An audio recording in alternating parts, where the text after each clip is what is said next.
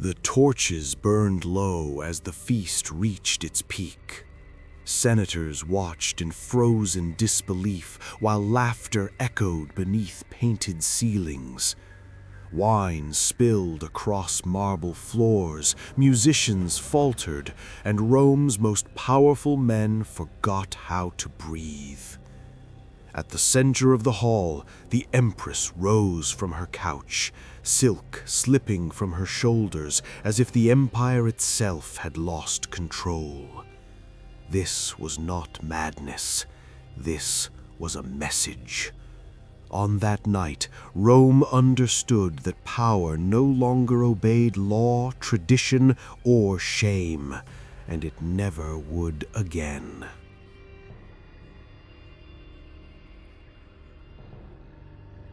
Don't forget to subscribe. Click on the bell so you don't miss the releases. Write your favorite story in the comments.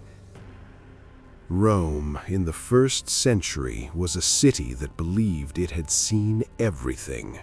Blood flowed openly in arenas, conspiracies were whispered in bathhouses, and emperors rose and fell like dice thrown by cruel gods. Yet even in a civilization hardened by excess, there were moments when the city recoiled in collective silence. One such moment came during a private imperial feast, when the woman seated beside the emperor revealed how fragile Rome's moral armor had become. She was young, beautiful, and terrifyingly aware of her power. To the public, she was the Empress, the living symbol of imperial dignity. To those inside the palace, she was something far more dangerous, a force that refused to obey the invisible boundaries that kept Rome's ruling class pretending to be virtuous. Her presence bent the room before she ever spoke. Men who commanded legions suddenly measured their words. Women lowered their eyes, sensing that this was a contest they could never win. The feast itself followed tradition at first. Reclining couches lined the hall. Servants moved like shadows, refilling cups and removing plates heavy with roasted meat and sweet fruit. Music softened the air, and political favors were exchanged in coded compliments. Yet beneath the surface, tension coiled tightly. Everyone knew the Empress enjoyed spectacle. Everyone feared becoming part of it. When she rose, it was not sudden. It was deliberate. Fabric slipped slowly, not in clumsy accident, but as an act of dominance. Laughter rippled nervously, then died. This was not seduction in the common sense. It was humiliation transformed into theater. In that moment, the most powerful men in Rome were reminded that authority could be stripped as easily as clothing. This act was whispered about for decades, not because of what was revealed, but because of what it symbolized. Rome was built on appearances, on the illusion that order, tradition, and masculine restraint held the world together. The Empress shattered that illusion without spilling a single drop of blood. She demonstrated that power no longer needed to hide behind virtue. It could mock it openly. Her story did not begin with that feast. She had been raised in a court where cruelty was routine and affection was currency. From childhood, she learned that survival depended on manipulation, not mercy. Marriage placed her at the center of the empire, but it did not tame her. It sharpened her instincts. The palace became her arena, and reputation became a weapon she wielded without hesitation. Rome judged women harshly, especially those who refused silence. Rumors followed her everywhere, some true, others exaggerated by enemies terrified of her influence. Yet what frightened Rome most was not scandal, but independence. She acted as if rules applied to others, not to her. In a society built on hierarchy, this was unforgivable. As nights of excess blurred into days of political maneuvering, her behavior grew more theatrical. Each provocation tested how far power could stretch before it snapped. Senators complained in private, never in public. The emperor himself vacillated between indulgence and denial, unwilling or unable to confront the truth unfolding beside him. Rome had survived tyrants before, but it had rarely faced something more unsettling, a ruler who exposed hypocrisy rather than hiding behind it. The feast was only the beginning. It marked the moment when whispers hardened into fear and fear into resolve. The city would not forget what it had seen, and it would demand payment. After the feast, Rome did what it always did best. It whispered. The story moved faster than messengers, slipping through taverns, villas, and temple courtyards, changing shape with every retelling. Some swore the empress had mocked the gods themselves. Others claimed the senators had applauded in fear. Truth mattered less than the sensation. The image of imperial dignity collapsing in laughter and silence gnawed at the city's conscience. What unsettled Rome most was not indulgence. Excess had always been part of power. It was the deliberate inversion of roles.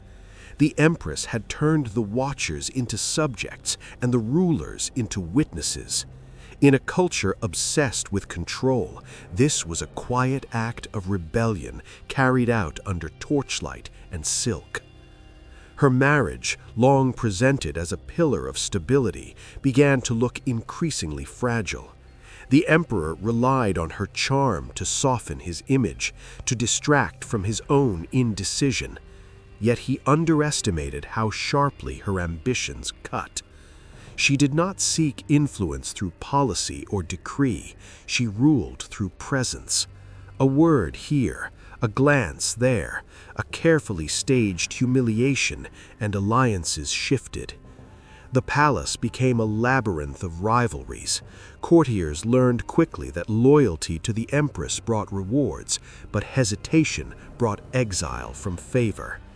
Invitations to private gatherings were coveted, feared, and analyzed like omens. To be seen beside her was to exist inside the storm. To be excluded was to risk political death. Rome's historians would later paint her as a monster, but monsters are easier to condemn than mirrors. She reflected the empire's appetites back at itself without apology. Men who ordered executions by morning condemned her behavior by night. Moral outrage became performance, and she understood the script better than anyone. Behind closed doors, cracks widened. The emperor's advisors warned him that patience was being mistaken for weakness. The Senate's tolerance was thinning. Scandal alone would not destroy her, but scandal combined with ambition might. Rome could forgive cruelty. It could not forgive the exposure of its own contradictions. Her response to pressure was not retreat, but escalation. If the city demanded decorum, she offered spectacle. If it demanded silence, she answered with laughter. Every provocation dared Rome to act, to admit that its values were enforced only when convenient. Meanwhile, resentment hardened into conspiracy. Those who felt humiliated began to organize. They spoke of restoring dignity, of protecting tradition, of saving the emperor from disgrace. In truth, they feared losing relevance in a world where influence no longer flowed through predictable channels. The empress sensed the shift. Power had taught her to read rooms before words were spoken. She knew the applause was thinning, yet she did not slow. To retreat now would be to admit vulnerability, and vulnerability in Rome was fatal. As the city watched, the line between spectacle and threat blurred. What began as scandal was becoming something more dangerous, a challenge to Rome's self-image. And Rome, when forced to choose between illusion and blood, had never hesitated for long. Power in Rome rarely fell with a scream. It eroded quietly, like stone worn smooth by too many hands. The Empress still commanded rooms, but the air had changed. Conversations stopped when she entered. Smiles arrived a moment too late. What once felt like awe now carried calculation. Her enemies did not move openly, they waited. Rome rewarded patience more than courage. Accusations were shaped carefully, framed not as attacks but as concerns. Whispers reached the emperor disguised as loyalty. They spoke of stability, of legacy, of how history remembered men who failed to restrain chaos inside their own homes. The emperor hesitated. He had always relied on order imposed by distance, by procedure. The private world of desire and humiliation unsettled him. Confrontation required clarity, and clarity was something he lacked. Each delay emboldened his advisors. Each silence confirmed their belief that he could be guided. The Empress, meanwhile, pressed forward as if daring fate to strike. She hosted gatherings without permission. She promoted favorites openly. She mocked restraint as cowardice. To her, Rome was a stage that rewarded audacity. She believed the crowd would never turn if entertained enough. But crowds change when fear replaces fascination. Senators began to imagine their own ruin reflected in her access.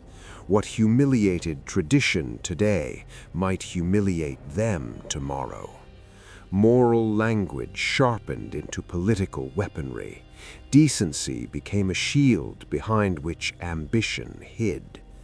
Evidence was assembled with care. Testimonies were rehearsed. Events were rearranged into narratives that suggested not indulgence, but treason. Rome forgave depravity far more easily than disloyalty.